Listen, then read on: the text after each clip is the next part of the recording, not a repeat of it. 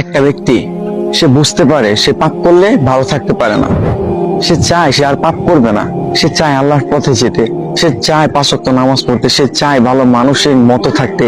সে একটু শান্তি চায়, সে তার অগোছালো জীবন থেকে বের হতে চায়, সে যে পাপ করে এই সবকিছু বাদ দিতে চায়। কিন্তু এরপরও মানুষের ধোঁকা, নিজের পরিবেশ, শয়তানের ধোঁকা,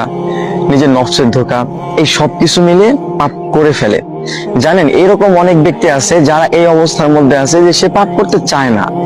সে পাপের মধ্যে যেতে চায় না, কিন্তু এরপরও নফসের ধোঁকা, শয়তানের ধোঁকা, আজে বাজে মানুষদের সাথে মিশে বিভিন্ন ধোঁকায় পড়া, এই সবকিছুর কারণে সে পাপ করে ফেলে, সে ভুল করে ফেলে।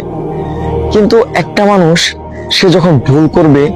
আবার তওবা করবে, আবার ভুল করবে, আবার তওবা করবে, এই মানুষটা যদি এইভাবে চালায় যাইতে থাকে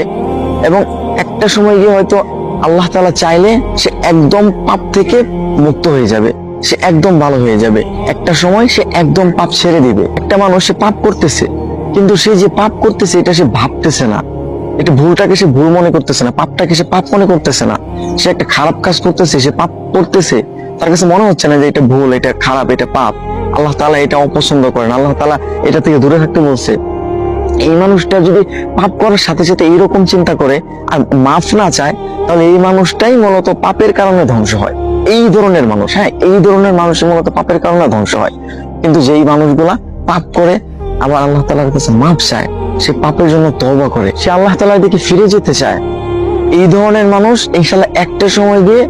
সে ধীরে ধীরে ধীরে ধীরে যখন পাপ করে আবার আল্লাহ তাআলার কাছে মাফ চায়, তখন এই যে তার এইভাবে চলতে থাকে, তখন না সে একটা সময় গিয়ে বুঝতে পারে যে আসলে পাপ করার যে খারাপ প্রতিক্রিয়াগুলো আছে সেইগুলা কি। প্রত্যেকটা পাপ আর প্রত্যেকটা খারাপ কাজের বাজে একটা প্রভাব আপনার জীবনের উপর পড়বেই পড়বে। সুতরাং আপনি পাপ করতেছেন, আপনি ভুল করতেছেন, আপনি ভালো হতে চাচ্ছেন, এইটা একটা ভালো অভ্যাস যে